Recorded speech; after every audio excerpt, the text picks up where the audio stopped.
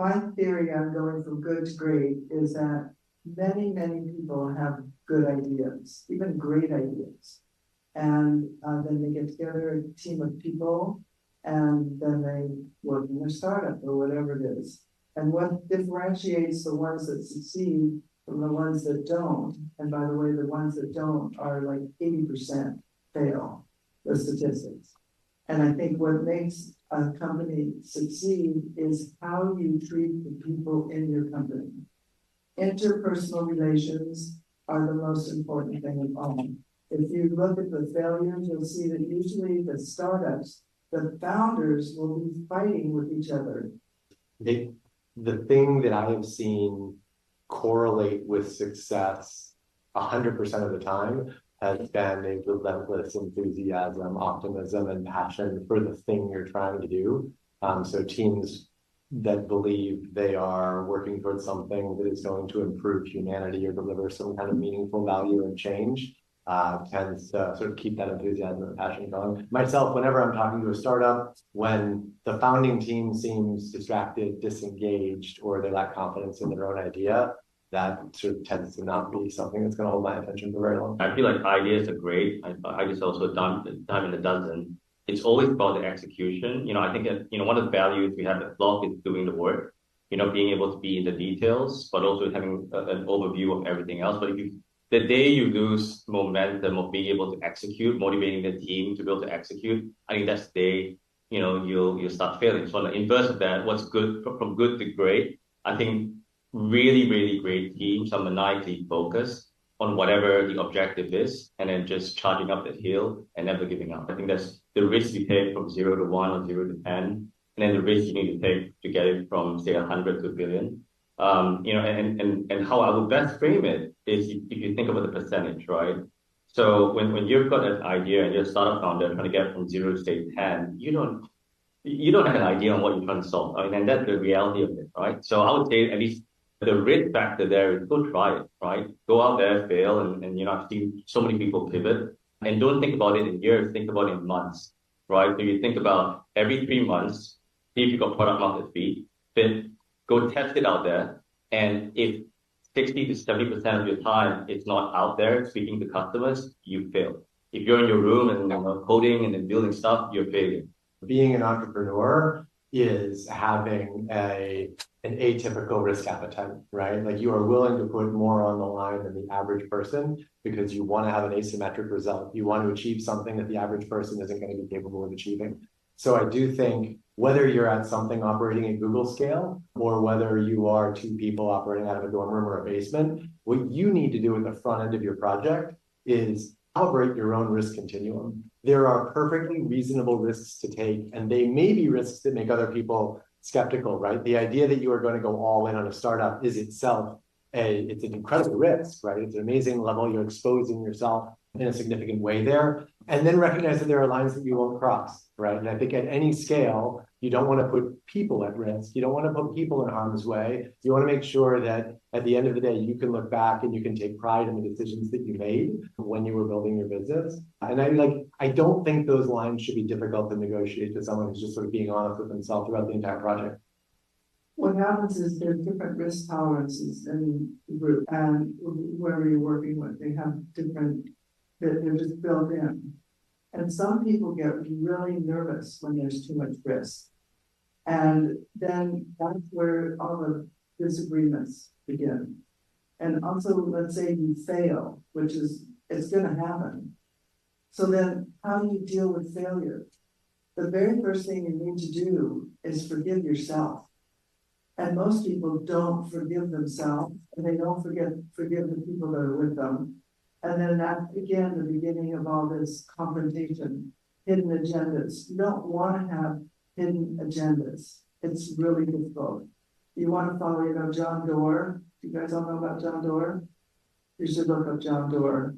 Remember what his book, it's Built to Last, is that? John Doerr has this OKRs that everybody should follow, objectives and key results. And so if you don't meet your objectives, okay, we didn't meet your objectives that month, okay? So it's a big deal.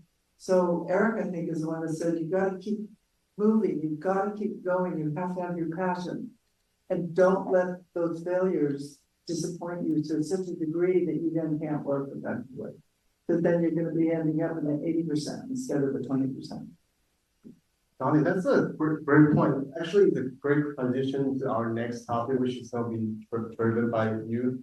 And third is about mentorship and impact, right? I feel like a lot of the topic you mentioned about how the education system is broken. So how would you touch on this topic? How could the people in the audience develop their strategy on finding the right mentor so they can do more? So finding a mentor is really important.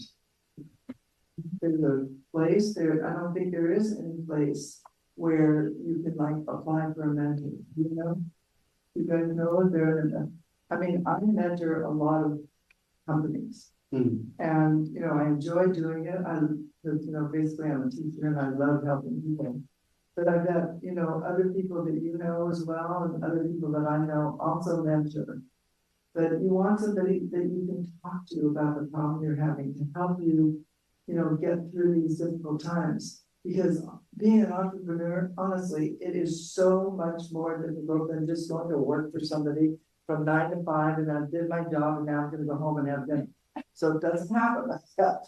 So you just need somebody to support you. And maybe there's mentoring groups here at Berkeley, I don't know, but it'd be great if there could be, you know, a way for people to find mentors easily. And it sounds silly, you know, why do you need a mentor? Well, you just, I mean, as far as I can tell, the whole country seems to be developing, having therapists. You know, therapists all the time. All my students have therapists. It's like, really? My day, we just had a friend. Which is a great point, Esther. You know, I think about, you know, any founder or anyone here in the room, right? Finding a mentor is really, really, really important. I mean, listen, guys, I mean, whether you have your startup for a year or 10 years, it's going to be horrible. I mean, that's just the reality of it, right? And you just want someone there who you can bounce ideas off, someone who, you know, can be supportive. Integrity is something that should never be compromised, right? It sounds trite to say it, but at the end of the day, you have to live with yourself. Your reputation is everything. When I joined Google, we were in kind of a tough spot. The company had a couple of public fumbles. I won't sort of go through that whole laundry list right now, but part of my job was I was an international spokesperson. So I would get on planes, fly to cities all over the world, meet with regulators in governments, and try to explain to them why we did the things that we did and convince them that we were on the right side of history. One of the things that I learned very, very quickly was they didn't trust us. They thought we were being dishonest. They thought that we lacked integrity. And engaging with sincere, authentic humility. And candidly, like, I wasn't necessarily bringing that to the table in the first few conversations. So the first few times I met with regulators in other parts of the world, I shared the general Silicon Valley hubris. I presumed I knew better than they did where technology was headed. I presumed that their lack of technological sophistication was impairing their ability to make good decisions around public policy or the law. By discovering humility in my first few months with the company, I realized I could have very authentic conversations with people who were not only in a position to apply pain to me, but they were also in a position to educate me. And I learned across those first few years, these were extraordinarily intelligent, mission-driven people in jurisdictions all over the world. And when I began really presuming goodwill in every one of those conversations, I could learn. I was no longer out there just trying to win. I was no longer trying to convince people. I was engaging in a dialogue that my sincere desire was that it was going to be mutually beneficial. So approach everything, make sure that you're sort of never compromising your integrity or your morals in advance of your professional goals and aspirations. It's never going to be a good idea. It's never going to end well. And then engage authentically and keep humility with you even as you achieve your inevitable success, because the humility is the thing that's going to allow you to engage with people in an authentic way that will deliver better mutually beneficial interactions all the time.